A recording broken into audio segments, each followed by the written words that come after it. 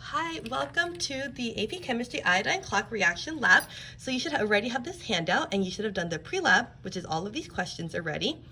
And so here's our procedure info. So I'm going to do the procedure for you, but you still should know what is going on in case this lab comes up.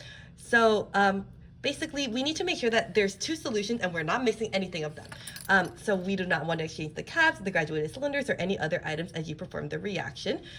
And we're going to time in seconds from the first instant the solutions make contact until the first appearance of color, not from when you are done mixing. The final mixture may be discarded in the sink when finished. So we're going to do trial 1 right now, and trial 1 has 10 milliliters of solution A and 10 milliliters of solution B. So I already prepared that one over here.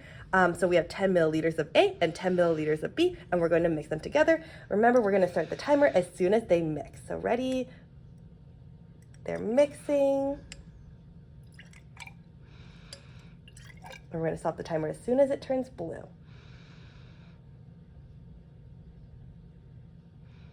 All right, so that looks like it's about 10.70 seconds, but you don't need to write that one down because we're going to give you sample data.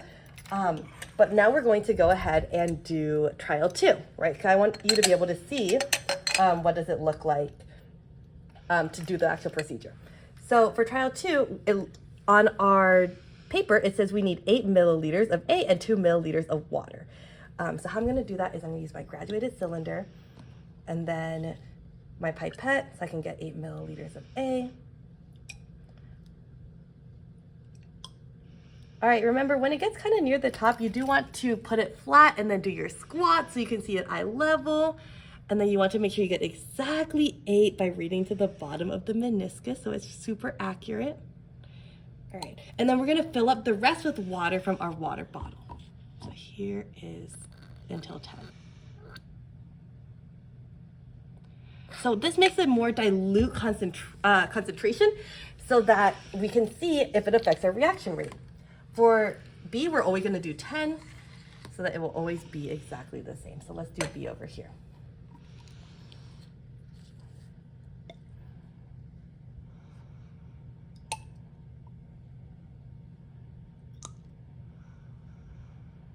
All right, and let's get down.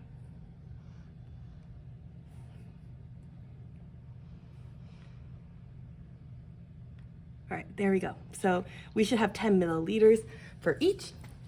We're going to pour them into these test tubes. So B goes into B. A goes into A. So I want you to make a prediction. This is less concentrated, so do you think it will take less time or more time for them to react? Well, I guess you're gonna see. So we're gonna mix them together and do the same exact process. Ready?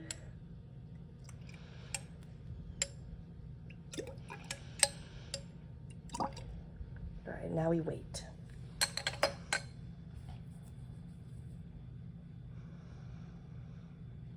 Okay, and so our time, whoops, we didn't stop it, but it's okay, because we're gonna give you sample data. Our time was about 12 to 14 seconds, and so it was a little bit longer, right? Because at a lower concentration, our reaction rate is going to be slower. So here is the data that I'm giving you. So I have all the times, and I actually did the calculation for concentration. You still need to show the work though, and we're gonna take the natural log, and we're gonna take the 1 over A, so you can tell me, is it gonna be 0th order, 1st order, or 2nd order? You need to make the graphs on your own, do a linear trend line for each of them, and see which one best matches the linear trend line, okay? And that's how you're gonna tell me the rest of the answers on this document, what order it is, and I believe all of the values of K and error analysis. Okay, thank you.